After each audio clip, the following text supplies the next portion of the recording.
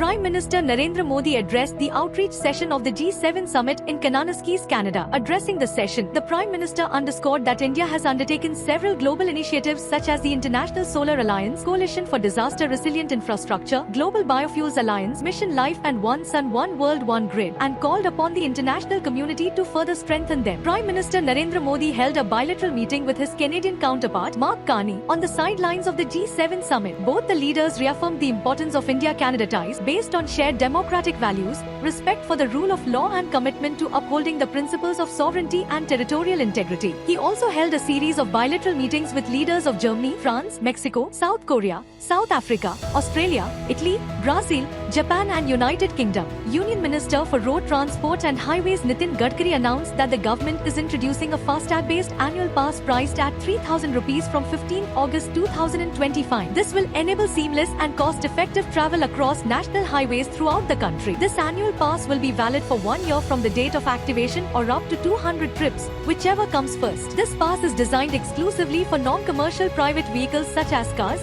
jeeps, and vans. The first anti-submarine warfare shallow watercraft Indian Navy ship Arnala has been commissioned into the Eastern Naval Command of the Indian Navy at Naval Dockyard in Visakhapatnam. Chief of Defence Staff General Anil Chauhan presided over the commissioning ceremony. The commissioning of Indian naval ship Arnala not only reinforces India's defence capability but also highlights the triumph of indigenous design, engineering and manufacturing. Union Minister for Agriculture and Farmers Welfare Shivraj Singh Chauhan lauded the Viksit Krishi Sankalp Abhiyan as a highly impactful initiative that has achieved widespread success across the country. Addressing the media in New Delhi, the minister emphasized that the campaign is not a one-time effort. It marks the beginning of a sustained movement to modernize Indian agriculture and enhance farmers' prosperity through direct field-level engagement. Union Minister for Consumer Affairs, Food and Public Distribution and New and Renewable Energy Prahlad Joshi attended the roundtable conference on time dissemination at Vigyan Bhavan, New Delhi, under the theme, One Nation, One Time. Addressing the conference, the minister underscored that precise and uniform dissemination of IST across sectors such as financial markets, power grids, telecommunications, transportation and others are essential for ensuring fairness,